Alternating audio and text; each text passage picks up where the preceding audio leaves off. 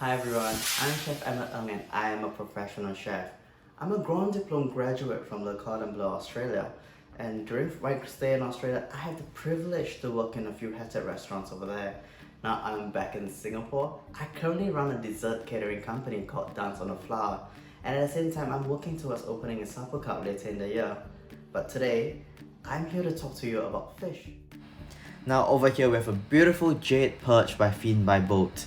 Fin by Boat's team took a good 5 years to carry out theory-backed experiments to develop a sustainable, responsible and repeatable farming system suitable for our land-scarce urban city, Singapore. In early 2018, they consolidated their experiences, engineering knowledge and factory-based production system and set up Singapore's first indoor aquaculture farm in a warehouse at the western side of Singapore, Tuas.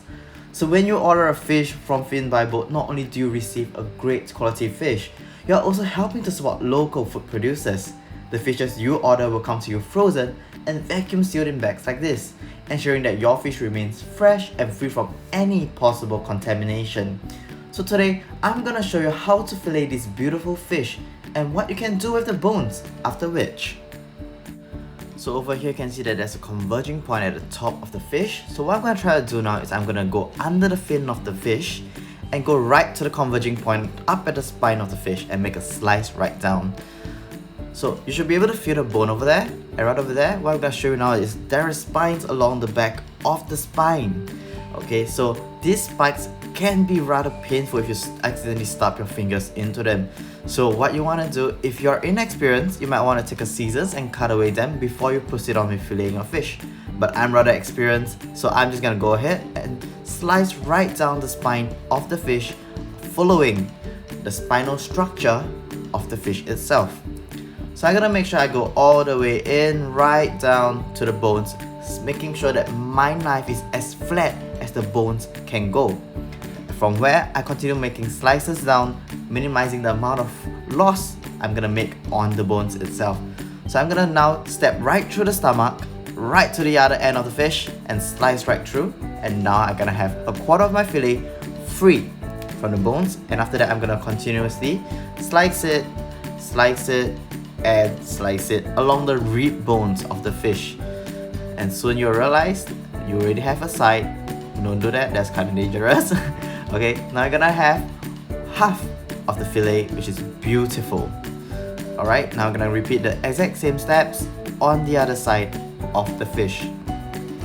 Oh, but before that, we're gonna have to remove the rib bones. I forgot about that. So, what I'm gonna do, you're gonna follow the lines along the top and you'll feel with your fingers that there is a few bones stuck there, as you can see from the video, that there are the rib bones. So what we're gonna do, we're gonna slice along it just like how we did it with the spine of the fish. And now we have a beautiful fillet and its rib bone and the carcass of the fish. So what we're gonna do now is that we're gonna repeat the exact same thing on the other side of the fish.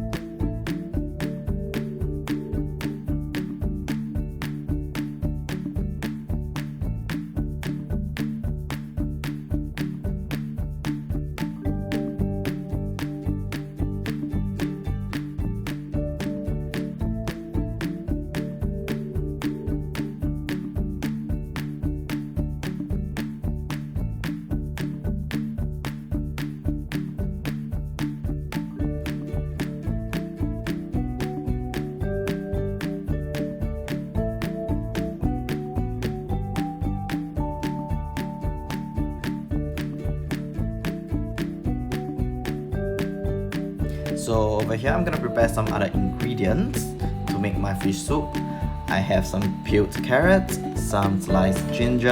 I'm slicing my tomatoes into quarters now. And then after which I'm gonna grab a quarter of a cabbage. I'm gonna remove the stem, peel out the outer leaves, and I'm gonna slice it in half.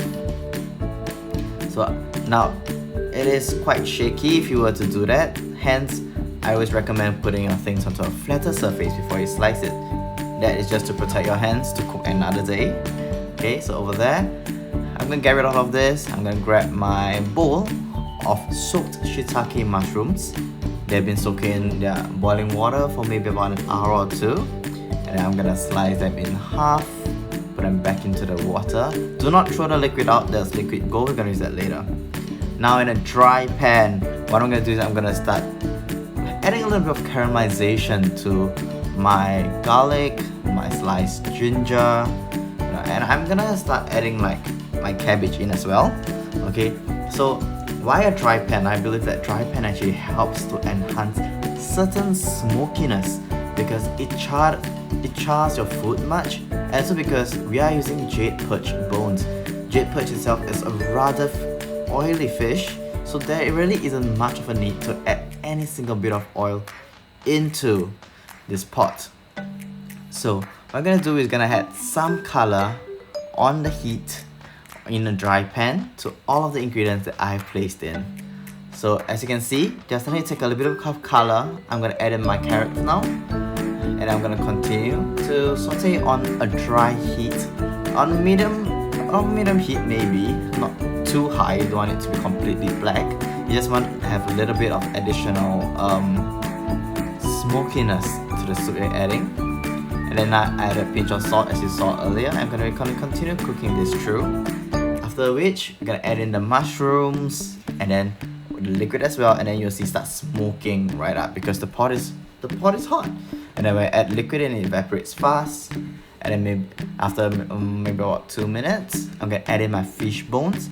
Here I'm adding my fish heads. I actually filleted 2 fish, so I have 2 rib bones, 2 heads, actually 4 rib bones, 2 heads, and 2 of the carcasses. And now I'm gonna add in a teaspoon of kombu powder. I made this myself. Basically I take dried kombu and I pulverized it.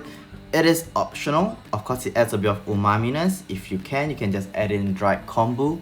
But it is completely optional. You don't have to add it in. And then now we're gonna give it a little saute. And then after that, we're gonna start adding our water in.